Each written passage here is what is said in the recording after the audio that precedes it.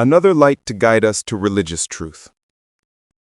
We have another light by which we discern religious truth, the light of the heart and the guidance of insight, instinct and primordiality. Instinct and primordiality, here is a light through which we perceive truth without circumstantial reasoning. Here is a realm of perception prepared for it. God for direct perception, and it is a rank higher than ordinary levels of feeling. And just as the intellect is higher in rank than a sense like smell or touch, so too is insight higher in rank than the intellect and than perception by dialectical intellectual logic. Insight is a gift available to each of us, but the echo of convention and traditions, intellectual pretense, and ready-made prevalent judgments, not to mention arrogance and the tyranny of desires and passions, and the frenzy of hatreds and ambitions, all these veils cloud the mirror of the eye of insight, obscuring its revealing lights. Life passes while man struggles with these desires. He is torn, suffers, asks, and wonders, digs within himself until the veils are rent, the obscurities recede, and he begins to perceive truth with this holistic vision which is the gift of his insight. Here he begins to know what religion is. He may see with insight what does not bear academic certificates, and the insight of a qualified university-educated person may be outshone by the clarity of the heart, a divine grace that may be bestowed or acquired. There are no conditions in divine knowledge. This poor, barefoot, naked Indian, drowned in his tears, may know more about God than we who write about religion and God. And perhaps if asked about his feeling, he might not be able to explain it in polished phrases like the ones we write. But that is not important. Lofty knowledge may transcend expression, and signs may fall short of it, leaving only silence and tears. That is why they weep at Arafat, in a moment of encounter with the self, where words seem trivial, the tongue inept, and expressions mute. Nothing remains but tears. Tears of joy, sorrow, regret, repentance, purification, and rebirth. It is a spiritual dawn known to those who experience it. A single moment, a single circumstance, may suggest two completely different, perhaps contradictory things. When we were circumventilating the Kaaba, amidst a crush of thousands, my friend was gasping, choking, and all that came to his mind on that occasion was his imagining if this Kaaba were in Europe, in Berlin, for example, how different it would be, with Europeans circumventilating in organized queues without crowding each other. Meanwhile, I was looking at the teeming thousands like white atoms and seeing in them the millions, identityless, who had performed Hajj, circumventilated, lived and died. I saw in them my father and mother. They were here, circumventilating, years ago in this same crowd, and before them my grandfather who came here on camelback, then the ancestors and ancestors' ancestors before them, back to the days of the Prophet, who left Mecca as an emigrant and returned to it as a conqueror. I was looking at the massive crowds from a historical perspective, and in the suffocation of the crowd I completely forgot myself, lost my identity, and no longer knew who I was. Here I am, I too have died, and this is my son circumventilating and remembering me as he does, and he too will die one day and become a memory. It was a moment of intense spiritual radiance where I completely lost my sense of self, vanished from myself, and was filled with the realization that truly no one exists except God. I remembered the first line of the story of creation. In the beginning was God, and nothing was with him. And in the end he will be, and nothing will be after him. The first and the last. Yes, he is, and none besides. A moment of complete obliteration of everything, including my very self, in exchange for an absolute, all-encompassing fullness of the one absolute existent, God. From the sensation of absence, it was simultaneously a sensation of presence, the all-encompassing, dominant presence filling every atom of feeling. I look and am bewildered in describing that moment, finding no words or phrases, contenting myself that it was the deepest moment I have ever lived. It is as if curtains open successively, one behind another. The first curtain opens to reveal a small stage, individual reality with its details. Then a curtain opens in the depth, revealing a larger historical reality that swallows the first reality with all it contains. Then a third curtain opens in the far depth, revealing the truth of truths before which everything is effaced. It is a religious feeling difficult to picture in words, akin to the stance of a fighter on the front. In that moment, he forgets his small worries. They are swallowed by the wounds and concerns of his homeland. He forgets the problems of his small home and dissolves into the problems of his larger society.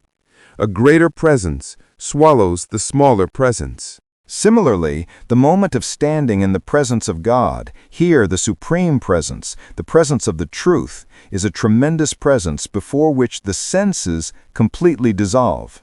The small reality, the reality of the self and its daily problems, vanishes. Then the surrounding temporal reality with its details, then the entire historical reality, then the self itself vanishes in a moment of complete containment by a supreme, dominant self.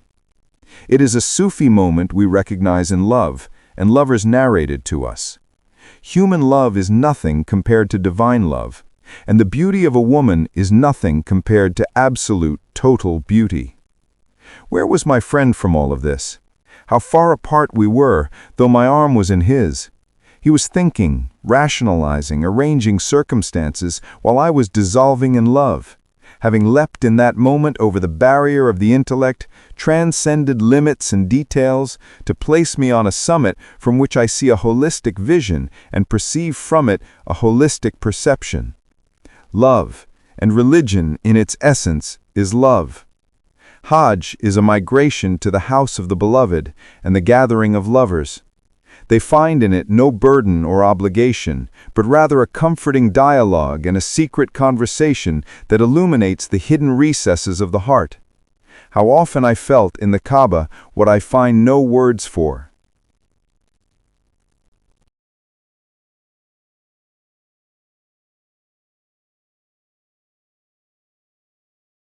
A question may be asked, why do we endure hardship to go to God on the Hajj journey? Why this arduous migration when God is with us everywhere, indeed closer to us than our jugular vein? He is the one who says He is near, answering prayers. Indeed, His nearness to us is the ultimate nearness. So why claim a need to travel and journey, to stand at Arafat and call upon Him from there, when He is closer to us than the blood in our bodies? The question is valid.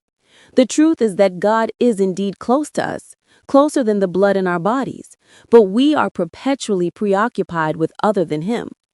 He does not place veils between us, but we are the ones who erect these veils.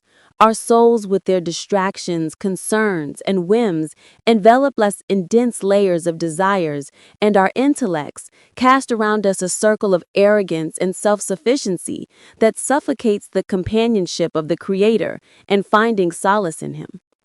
This should not be understood as fatalistic inaction, for the man is describing what is between him and God, not what is between him and people. If he found evil among people, he would confront it with the sword.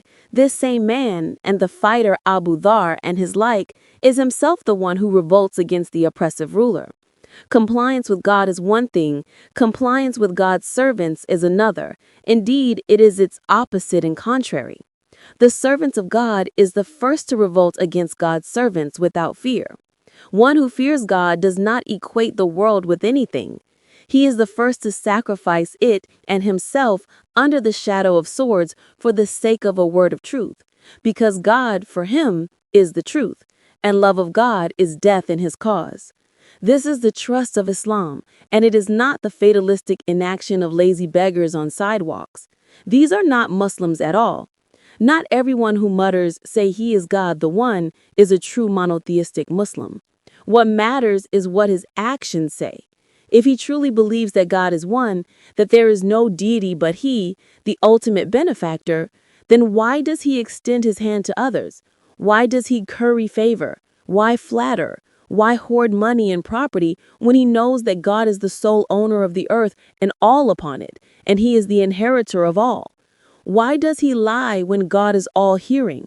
Why does he steal when God is all-seeing? Why does he hypocritically deceive when God is the reckoner? Why does he betray when God is the watcher? Why does he flee when God is the witness? Monotheism is deeds, not mumbling and muttering. Gratitude is deeds, not praise on the tongue. God says to the family of David, "Work, O family of David, in gratitude, and few of my servants are grateful." What is meant by gratitude is the deeds that indicate gratitude, not mothering. Work, O family of David, in gratitude. Work. And the Quran is a continuous, connected sequence for the word work. It begins with the word read for knowledge, and after knowledge comes action based on the requirement of monotheism. This is the religion. Say there is no deity but God, and be steadfast upon its meaning. And this is the journey of migration to God. Hajj's prayer and fasting are its physical forms. Hajj in its meaning is an exodus from our names to the names of God, from our self-importance to reliance on Him, from servitude to causes, wealth, children, land, property, position, authority, influence, status, to servitude to Him alone, considering Him the cause of causes. An exodus from our power and strength to His power and strength, from our will to His will, from our desire to His desire. Our Prophet Muhammad, peace and blessings be upon him, says, "O God, by you I advance, by you I believe, by you I seek refuge. O God, by you I advance, and by you I retreat. O God, by you I enter the morning, and by you I enter the evening, and I have no boast." And he says about Hajj, "Whoever goes out intending to circumambulate, treading in mercy." The interpretation of mercy is that God draws the heart of His servant to Him and protects it from dispersion. And he says about riding for travel, when the departing pilgrim rides outwardly, he witnesses inwardly that God is the one who carries him. This is the peak of monotheism. He no longer sees the she-camel, the train, or the plane, but sees God as the one who carries the traveler upon his causes and laws. The causes disappear to reveal the causer, and creation disappear to reveal the creator. Thus, every step with the foot is accompanied by a step with the heart towards monotheism. And with the traversal of distances comes the internal traversal of attributes. So the merciful, the generous, the loving, the compassionate, the patient, the grateful, as much as he is able. And it is an ascent and a mirage, ascension without end. For the perfection of God has no end. Thus the migrant to God cuts stage after stage until he reaches the miqat, the station for entering ihram, where he effaces himself, dies to his attributes, and his state, outwardly and inwardly, becomes that of one who lives by God. Then it becomes incumbent upon him to perform the ritual bath and wear the ihram garments over nudity, for this is the garment of the dad who was born. It is a two-piece garment symbolizing the covering of the outward private part and the covering of the inward private part. Modesty here has two aspects: modesty before creation and modesty before the truth. Modesty from bad outward character known to people, and modesty from the inward private part seen only by God. Hence the two symbolic pieces of cloth. As for the sacrifice and slaughter, in truth, it is the slaughter of the self, its desires, passions, and whims. God has ransomed the self with the sacrifice of the animal, so you sacrifice some of your wealth as a symbol of killing your passions and the whims of yourself. As for kissing the black stone, it is taking provision from an absent one. You place your lips where the prophet placed his lips. The stories about the origin of the black stone and the Kaaba are many. It is the first house of worship, established by Adam and Gabriel guided him to its place. When the Kaaba was submerged in the flood, God entrusted the stone to Mount Abu Qubais. The prophets continued to circumambulate the site of the Kaaba until Abraham came and raised its foundations, and Gabriel returned the stone to its place. In the year of the prophet's birth was the famous year of the elephant and the attempted destruction of the Kaaba. Also, in the year 317 AH, Abu Tahim al-Karmati attacked Mecca, killed, then uprooted the black stone and took it with him to Al-Asa. Abdallah al-Maldi disavowed Abu Tahir's action and his taking of the black stone and killing of pilgrims, and sent to him demanding the return of the black stone, but he did not respond. The stone remained for 22 years, then was transferred to Kufa in 339 AH, and from there returned to its place in the house. Some historians attribute the Karmatians' uprooting of the black stone to their attempt to invalidate Hajj, destroy Islam, and manifest fire worship. Others see the conflict as purely political, aimed at fighting the creed of the Sunnis.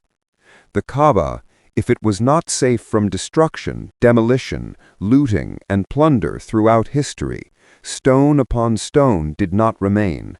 Only its place remained, is a symbol. It is not correct to sanctify it except as a symbol. Its case is like the case of the Quran, when God says about it, "None touch it except the purified." The meaning here is not the physical mushaf and its paper, for the mushaf and its paper are material like all materials, subject to decay and corruption. If decay and corruption befall the paper, that is not an insult to the religion. Rather, the intended meaning here is the profound meaning, none touch it except the purified, meaning none touch the meanings of the Quran, nor understand its secrets except souls purified from their whims. Similarly, the Kaaba stands as a symbol for you. Its stones, Hajj, circumambulation, sacrifice, stoning, Arafat, are symbols. If veneration of the site crosses into veneration of the stone, the believer exits his faith and falls into the abyss of polytheism and idolatry. This is not what God intended for the Kaaba. One who asks, why are the circumambulations 7 rounds, and the stoning 7 pebbles? We say to him, and why does the fetus not complete its growth except in the 7th month? And why is it born dead if it descends before the 7th? And why is the musical note completed by the 7th note, the higher note after that being only a response to the first note? It is a secret in the structure of the material and spiritual universe. It is heptagonal in composition, and the 7 is the degree of equilibrium and completion. The human soul similarly has 7 degrees. The lowest is the commanding soul, then the self-reproaching soul, then the inspired soul. And it is narrated how death would lie in wait for the pilgrim in every step, at sea, on land, in deserts, amidst scorching heat, sands, and thirst if he lost his way or his mount died, and at the hands of highway robbers if his bad luck threw him to a gang of theirs, or from a sudden illness in a time that knew nothing called preventive medicine or heard of a cholera vaccine. The journey would lengthen to 6 months, 7 months, a year. The one departing was as if lost, the one returning as if newly born. He would end his story smiling with his toothless mouth, and despite all these conditions, I performed Hajj 7 times, and here I am dying among you, in bed like lazy old people die, so that you may know, O my children, that everything is by the command of God, and that neither the sea drowns, nor disease kills, nor the desert fires burn, but it is God alone who decrees lifespans as He wills. I now remember. I now remember the story of this great-grandfather, and those images float in my mind as I place my foot on the plain to reach his town in 2 hours, and in a third hour I am in the Haram, circumambulating the Kaaba. Then in the following hour ascending to Arafat, and after sunset descending to Mina to stone the pillars. Then all rites end in safety. And I remember the long convoy of 50,000 vehicles carrying 500,000 pilgrims, all ascending at once on several modern, paved circular roads, everything happening swiftly and orderly without accident. Scouting units are scattered to organize traffic, and on the mountain, fully equipped hospitals are set up to treat and isolate any suspected case. Day and night sprayers circulate to kill flies and mosquitoes in their breeding grounds, and other teams circulate to collect and burn trash. Between Mecca and Medina stretches a smooth highway like silk, on which vehicles glide smoothly and the passenger sleeps in the lap of his seat in delicious relaxation. How far today is from yesterday! How much we alternate in blessings! And the more blessings surround us, the more we turn away from God. Where is the faith of today from the faith of the great prophet 1400 years ago, when he went out on the expedition of Tabuk at the head of 12,000 Muslims in the scorching summer months to plunge into deadly hot winds and wars for 7 nights, threatened by thirst at every step, having left behind safety, the cool shade, and comfort in the tents of his wives, to meet God, deliver the message, and fight the Romans who had massed on the borders with hundreds of thousands. Today the temperature rises a few degrees, so we turn on the air conditioning, close our room doors, and do not leave them because going out to the street is an unsafe risk. How far today is from yesterday, and how great is our loss when we lost faith. The word of monotheism, what does it mean? Most of those who worshipped God and claimed they worshipped Him as one made partners for Him. Most did this knowingly or unknowingly. Akhenaten, who reached the peak in monotheism, returned and made himself a son to this God, saying in his hymn, addressing his Lord, "You are in my heart, and there is none who knows you except your son born from your loins, the king of Upper and Lower Egypt, who lives in truth, the Lord of the 2 lands, Akhenaten." Despite his transparent insight, he fell into this ancient falsehood, thinking himself a son from his loins. In Persia, those who worshipped him imagined him as 2, Hormuz and Horiaman, one a god of good and the other of evil. In India, they imagined him as a trinity, Brahma, Vishnu, and Shiva, and beneath the third, a great number of minor deities reached 330 million gods after they thought of animals, beasts, and creatures in which the spirits of those gods resided. In Greece, they worshipped Zeus, the chief of the gods, then gave this chief a gang of minor gods numbering as many forces of nature as they imagined. The Jews worshipped the Lord Yahweh as one, then some of them made the prophet Ezra a son to him, contradicting what Moses taught them about the oneness of the Creator. Jesus came with monotheism. Then his followers deferred after him and made the Messiah a son of God and made the one divine reality a trinity. Then came Islam with the final word in monotheism. God is one, the eternal refuge. He neither begets nor is born, nor is there to him any equivalent. He has no partner, no child, no rival, no adversary, no likeness, no equal. He is not confined to a place, bound by time, limited in quantity, represented in a measure, restricted by a frame, encompassed by an image, or embodied in a body. He is not of this world, but above it and transcendent over it. He is in absoluteness, and this world is in constraint. And in a simple, eloquent word, 1. God the eternal refuge, there is nothing like unto him. And Muslims believed in this monotheism by the testimony they declare 5 times every day and in every call to prayer, that there is no deity but God, and that God is greater than everything absolutely. but the overwhelming majority returned and fell into new forms of Hibban polytheism.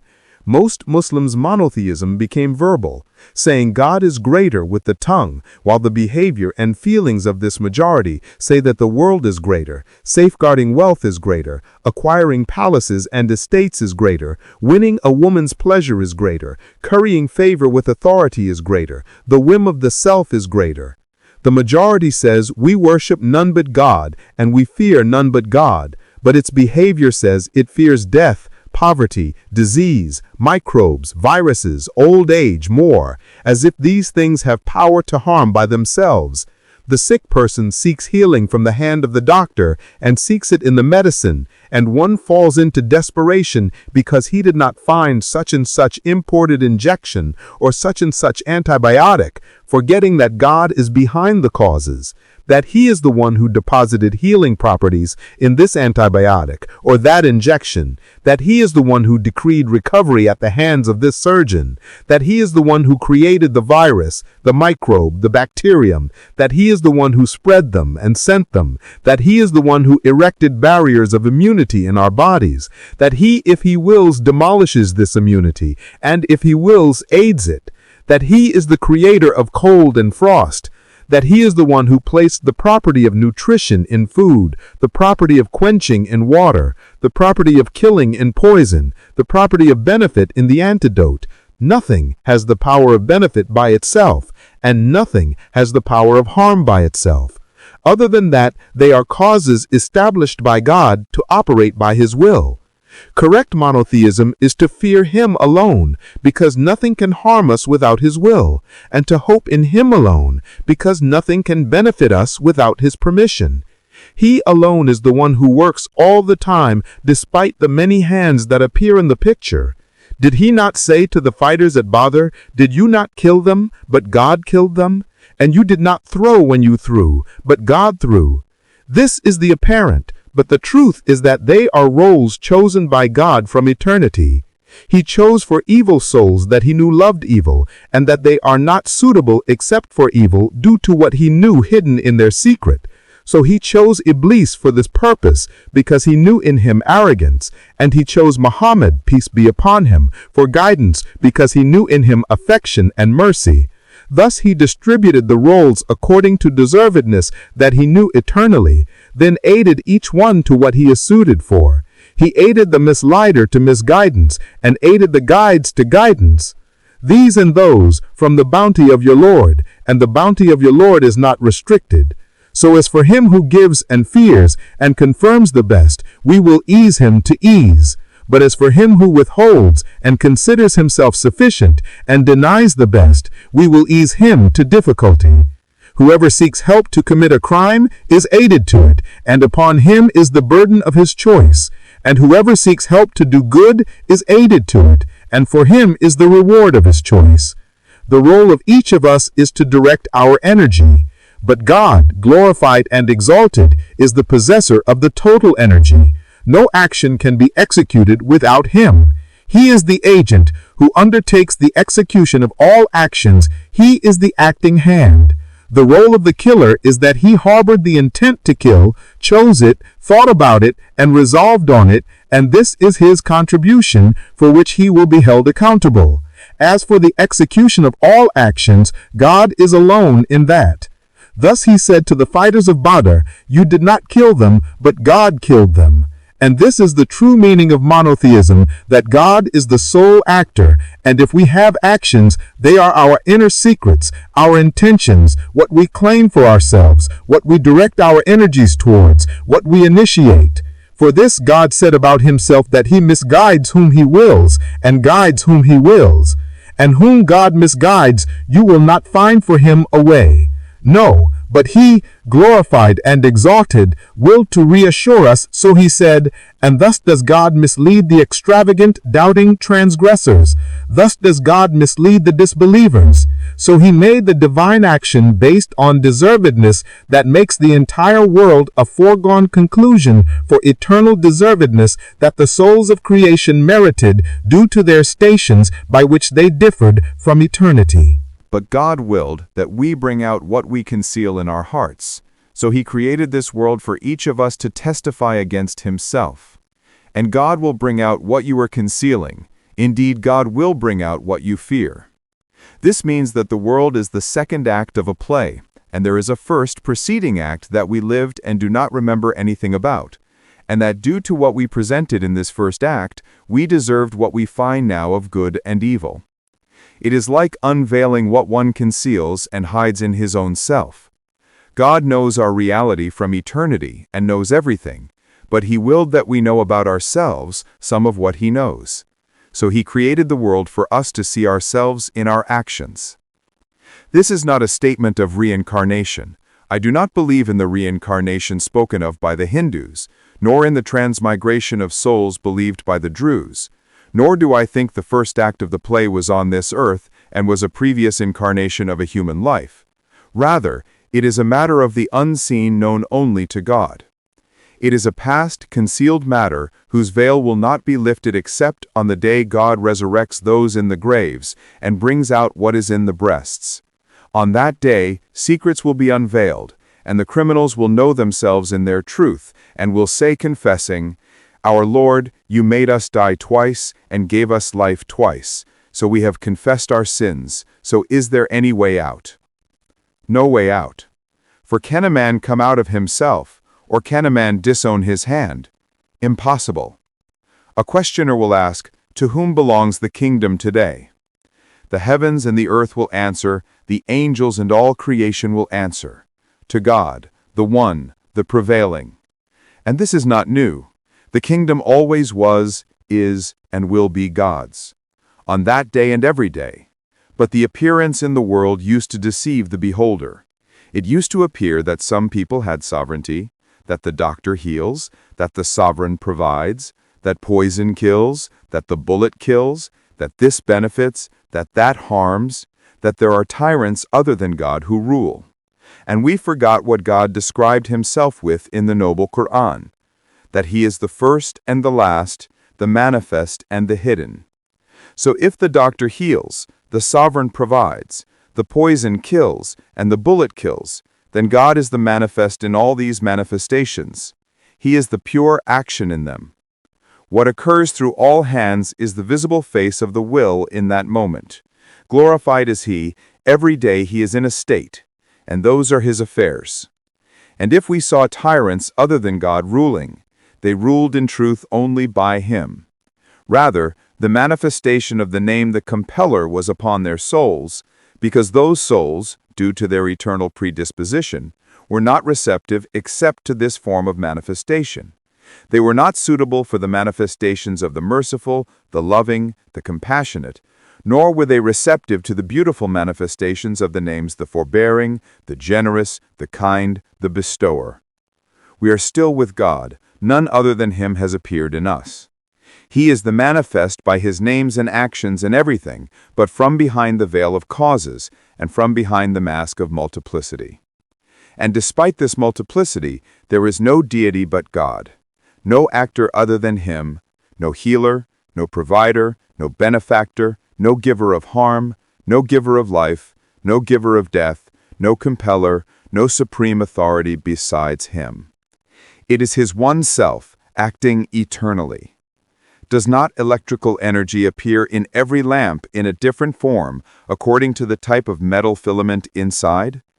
Does not electricity appear in neon lamps in colors and varying brilliances according to the type of gases in those vacuum tubes? How similar they all are to our souls, whose predispositions differ, so their actions differ, even though the actor in them is one. A mere example. And the entire world is an example symbolizing the power of the one, the unique, of whom there is nothing like. And if you saw this one from behind the multiplicity, and if you did not heed this multiplicity and felt yourself dealing face to face with God all the time, then you would not see a healer for you other than him when you take medicine and submit to the surgeon's scalpel. And if you saw him as the one who feeds you and gives you drink, and felt yourself eating from his hand and drinking from his hand, disregarding the multitude of restaurants and cafes you frequent, and if you forgot yourself and saw none other than him, then you are the true monotheistic Muslim. The corruption of actions comes from one of us imagining that he performs them by himself alone. Just as Qarun imagined he was the possessor of knowledge, the possessor of work, and the possessor of merit, saying boastfully while talking about his wealth and status, "I was given it only because of knowledge I possess." He saw none other than himself, and witnessed nothing but his own knowledge, forgetting that he possesses no inherent knowledge or inherent ability, but that his ability, knowledge, and intelligence were all gifts from his Lord. This is the hidden polytheism. One makes his own self, his whim, and his faculties his God. Therefore, the knowers disown their righteous deeds and attribute them to God and his facilitation. More than this, one disowns his own goodwill and good intentions and sees them as a favor from his Lord. Then he disowns the self between his sides, forgets his self, and witnesses that he possesses from himself only nothingness, that all he has is from God. He no longer chooses, but witnesses God choosing for him in every moment. Then he no longer witnesses except God in everything. That is complete monotheism. And this is there is no deity but God. It becomes a life. And we see the supplication of Abu al-Hasan al-Shadili in this state of ecstasy. "My Lord, take me to you from me, and grant me annihilation from me, and do not make me infatuated with myself, veiled by my senses." The reward for such complete monotheism, in which the servant surrenders his choice and takes God's choice in everything, is complete forgiveness and no reckoning. God says in his holy hadith to the sinner, "If you came to me with sins filling the earth and met me not associating anything with me, you would find with me forgiveness filling the earth." That is the fruit of monotheism, and this is the reward of the word there is no deity but God, if one makes it his life, conduct, method, pulse, breathing, and the melting of his heart. This is what the Quran intended by submitting one's face to God, and this is what our great messenger Muhammad, peace and blessings be upon him, intended when someone asked him to summarize the religion he received from his Lord in 2 words. He said his comprehensive statement, "Say, there is no deity but God, then be steadfast." And this is the upright religion, the religion of our father Abraham, who recognized for himself no deity, creator, provider, healer, or savior except God, and who was thrown into the fire, and when Gabriel appeared to him, asking if he needed anything, the knowing monotheistic prophet said to him, "As for you, no." For in the hour of fear, terror, and panic, one asks none but his Lord, because he sees no one who possesses anything for him, even if it were the greatest of angels, the Holy Spirit himself. For there is no actor in the universe except God, and no one possesses the ability to benefit or harm except by his permission. That is a Gnostic rank reached only by a prophet, and that is the meaning of monotheism.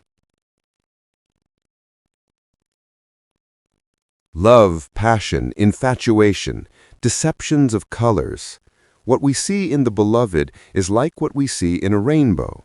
The beauty of the rainbow's colors is not from the rainbow itself, but from the action of sunlight on suspended raindrops in the air. If the sun sets and the rain dries, the colors disappear and the beauty is gone.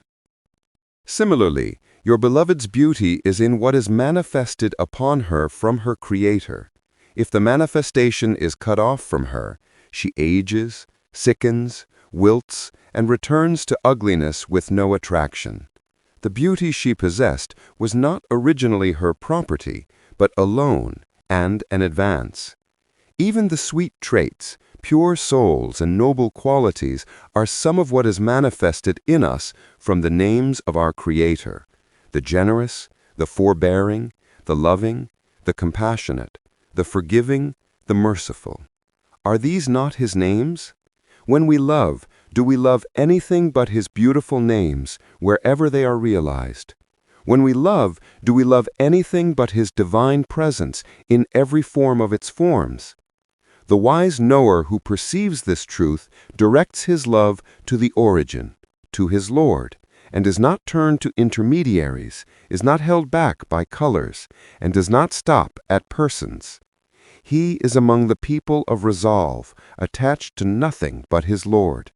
He has spared himself the disappointment of hope, the cessation of longing, and the deception of colors. He has loved one who does not abandon, passionately adored one who does not weary, attached to one who does not disappear, connected to one who does not die, befriended one in whose hand is all command, and invested in the central bank from which all currency emerges. He is enraptured by the loving one in truth, essence, attributes, and actions. That is the way of the knowers in love. So have you known? And if you have known, are you capable? Not every knower is capable. The way of the knowers is not mere knowledge, but aspiration, capability, struggle, and overcoming. The soul cannot passionately adore except what it sees, nor become attached except to whom she witnesses by sight and hearing and senses. As for the attachment of the heart to the one of whom there is nothing like, that is a high rank reached only by struggle, striving, and aspiration, and before all that, by divine facilitation and acceptance from the possessor of all command.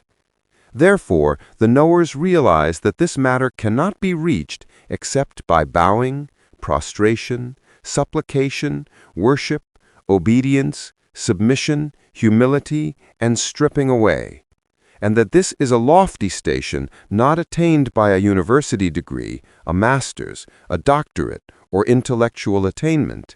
It is a high station whose entrance is only through sincerity, soundness of heart, purity of hand, foot, eye, and ear.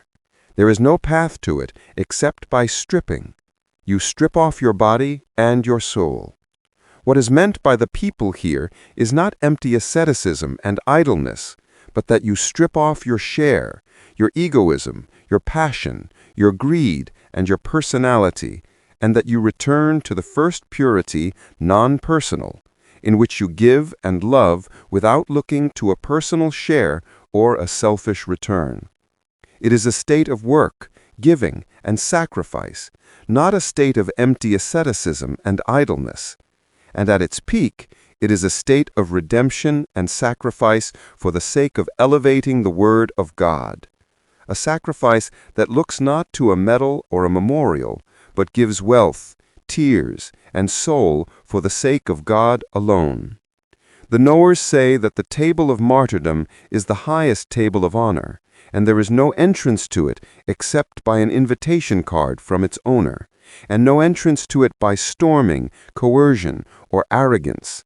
Rather, it is an invitation from the generous, received by the fortunate with acceptance and haste, and received by the deprived with laziness, negligence, and falling behind. And most of them follow not except assumption. Indeed, they follow not except assumption and what their souls desire. They are not except like livestock. Rather, they are more astray. Thus the Quran teaches us that the majority do not know. As for the knowers, few they are. But the press that addresses the masses, the cinema that flatters the crowds, the authors who aspire to sales, and the poets followed by the misguided sing of other forms of love and lead together into valleys of heedlessness that end with us in the madness of Cais, the suicide of Juliet, the fall of Friar Fawkes, the exchanges of Valentino, the crimes of Al Capone, and the tables of Monte Carlo. Our producers are more modest. They satisfy themselves with the grand affairs of Pyramid Street, and it is an old matter as old as history, since the days of Babylon, since the days of Antony and Cleopatra, since the days of pharaohs, Greeks, and Romans.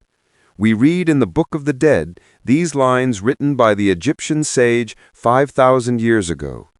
Do not look at your neighbor's wife, for 1,000 men have deviated from the right path because of that. It is a moment short like a dream, and regret follows it. These are ancient knowledges since the days of Adam and the story of Cain since the killing of Abel.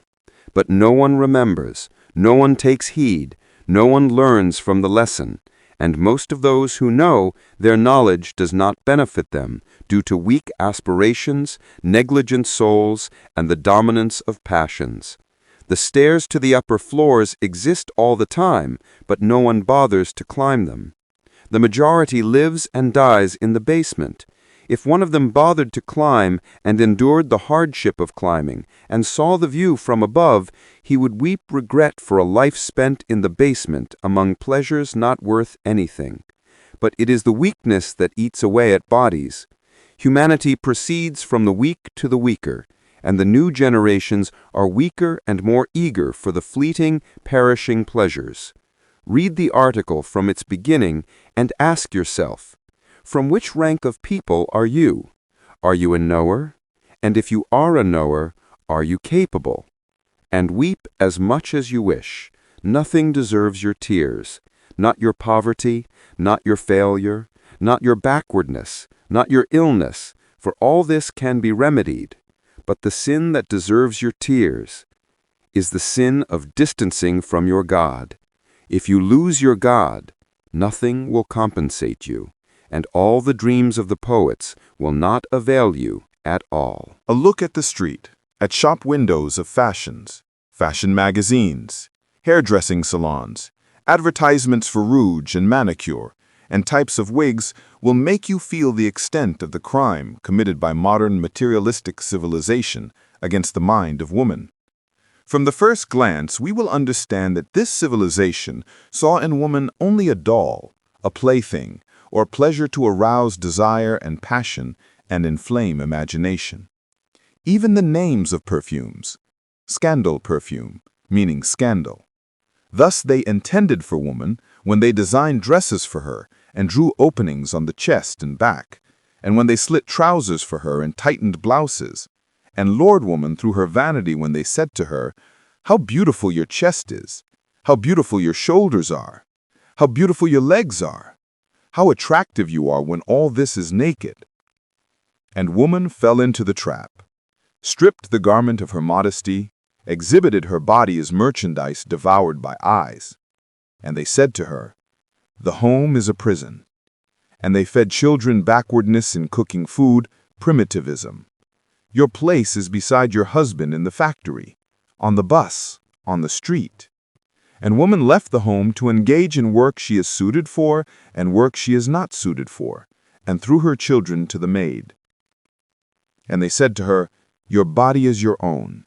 You are free in it without any reckoner or watcher. You have only one life, and every day that passes from your days will not return. Live your life in length and width. Spend your youth before it runs out, and invest your femininity before it ages and loses its market." Art contributed its role to promote this concept. Cinema, theater, radio, song, dance, and poetry contributed. Misguidance entered homes from every door, seeped into minds, penetrated the skin, and inflamed imagination with the frenzy of passions, and diseased hearts with the malady of betrayal. The highest ideals in society became the likes of Marilyn Monroe and Claudia Cardinale, and the heroines, the possessors of glory among us, became the likes of Shafika al-Qibtiyya and Munira al-Madiyya, and the role model became the wife who fled the marital home. And woman thought herself clever and sharp-witted, thinking she had advanced over her mother and grandmother when she chose these paths for herself. The truth is, she was lured without realizing it, and the clamor of suggestion and enticement, the glitter of words, the deception of art, pain devices, and the directed public opinion manufactured by a materialistic, idolatrous civilization that believes only in the moment and recognizes only sensual pleasures. The idol worshipped by every person in it is himself and his whim, and the prayer niche is the shop window of consumer goods. And the goal for which he pants is satisfying immediate needs. See then, what was Islam's view of woman? Islam accused of backwardness, underdevelopment, and Bedouinism. Islam that was said to be the opium of the peoples. Islam did not view woman as a doll, a plaything, or a maze, but viewed her as a mother and saw in her a life partner, not a fleeting partner. And the Quran said about her that she is tranquility, affection, mercy, and the coolness of the eye, and chose for her the home, the veil, and one husband in exaltation of her status and protection for her. And Khadija was for Muhammad, peace and blessings be upon him, more than just a bed partner. She shared with him the mission and the message, embraced the concerns of prophethood, and was the advisor, the sincere friend, the compassionate mother, and the supportive mainstay. And women worked in nursing, and women accompanied their husbands in battles, and women sat for jurisprudence and sat to receive knowledge. And Al-Khansa recited poetry before the Prophet, peace and blessings be upon him, and he asked her for more. And Islam did not permit polygamy except out of necessity and on the condition of justice. And it only permitted polygamy, preferring that the woman be a second wife instead of being a mistress, and this is more honorable. Then it made the general rule in marriage to be one wife, because justice between women is something men are incapable of. And Islam entrusted man with building, construction, opening lands and trading, but it entrusted woman with what is nobler than all this, with the nurturing of the human being and his upbringing. Man may manufacture anything, but woman alone is the one who will manufacture men. And this is the ultimate honor and ultimate trust. Is this backwardness? Or is the real backwardness that woman walks half naked? Her dream is to arouse a man. Her goal is our enjoyment, and her highest ideal is a femme fatale over whom men fight. How they have deceived you, O sister, and how they have lured you into deleting you, stripping you from your throne, wresting you from your seclusion, and selling you in slave markets as chattel, priced according to how much flesh she has. And you are half the nation, and now you bear the other half, for you are the entire nation, and man cannot lead development alone.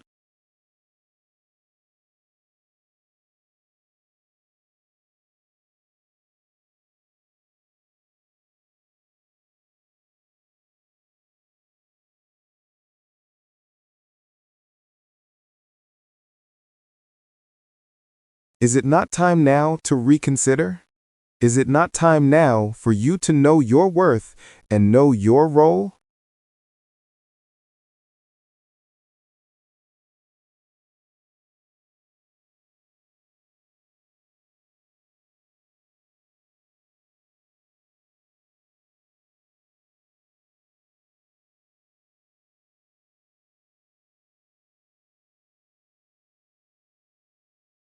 Respect for the body. Respect for the body. The tragedy of man is that there is no balance between his soul and his body. The accident that severs his leg does not sever his desire to run. The surgery that removes his reproductive organ does not remove his sexual desire. When his sight weakens with old age, his desire to see does not weaken. When his hearing weakens, he does not lose his desire for melody. When his body weakens, his passion does not die. On the contrary, teeth fall, and the desire to chew increases, and the farce begins. He who does not discipline his youth will not be able to discipline his old age. He who is not trained to restrain himself as a boy will not be able to do so as an old man. His pleasures will turn into the very pain of his profession if he lives long. Thus we see God prolongs the life of some wanton people to be the farce of their era and become a story and a joke ridiculed by generations as a lesson. When the debauched and dissolute transgressors turn, one of them becomes a child urinating on himself, a cripple crawling, disabled, stuttering, and his teeth that once grew with pain are eroded by decay to be pulled again with pain. And his limbs that once walked become dependent on crutches, and the notable who was sought by all turns into a burden, a heavy thing, and a pile of trash everyone avoids. Then no one visits him, Then he dies with no creature attending his funeral, no eye weeping for him, no ear missing him, and no human remembering him, as if an animal perished in a hole. That is the reversal mentioned by the Quran, and we have reversed them in creation. Will they not then understand? The secret of this tragedy is that the soul does not age, does not flee, and does not subject to the vicissitudes of time that befall the body. For it is of another essence other than the dense composite matter of the body upon which decomposition and corruption occur. The driver still retains all his fitness and will remain young forever, even if the luxurious Chevrolet cars have rusted, become damaged, and unable to move. The driver is still the same. And that is the incident of old age. The soul is still with all its desires and passions, but it has no way with a paralyzed body that no longer obeys it. It has no way except to drag it and pull it on a wheelchair. The people of God say in their beautiful Sufi ecstasies, removing attachments after the instruments perish is impossible. They understood something more than just that the bodies are instruments to execute the soul's desires. Rather, they are like ladders that their owner can use for ascent or descent. The stomach is an organ for eating, but it is also an organ for chastity if you control it. Similarly, the reproductive organ is an organ for intercourse, but it is also an organ for chastity if you control it. Indeed, there is no meaning to chastity without the existence of a lustful tendency of the organs met with voluntary restraint from your intellect. That is the opportunity, I hear, removing attachments. And this opportunity will be lost with old age and the end of the lifespan, for there is no hope in removing attachments after the instruments perish. That is impossible. Thus, they understood the relationship between the soul and the body dialectically. The soul disciplines the body, but the body also disciplines the soul, and the process of restraint is a reciprocal process between the two. Material breaks are required to cultivate behavioral breaks, and vice versa. The limited lifespan can be a process of spending and dissipation, or a process of building, construction. Building the psychological personality, adjusting it and elevating it, or its decline and degradation. It needs the cement of the body and the reinforced concrete of cells. The spirit needs the clay, and the clay needs the spirit. Psychological and spiritual growth, moral advancement, and ethical purification need a material structure to ascend upon. In this sense, the Sufis look at the body with reverence and respect, and do not despise it. For them, it is the prayer niche of the soul. In the end, light comes out from an incandescent wire, and sunlight comes out from the fusion of hydrogen atoms, and the light of gas comes out from the burning of oil, and the light of our virtues comes out from the burning of our bodies. The body is a lamp that can radiate virtue. And they looked at the body as an sin. A non-Islamic view, indeed, it is contrary to Islam, for Islam is comprehensive and dialectical, viewing man as body, spirit, and soul together. Indeed, man is the interaction of the three simultaneously. The body of man can be the very essence of his spirit in one moment, just as his spirit can be the very essence of his body in another moment. The matter depends on the soul.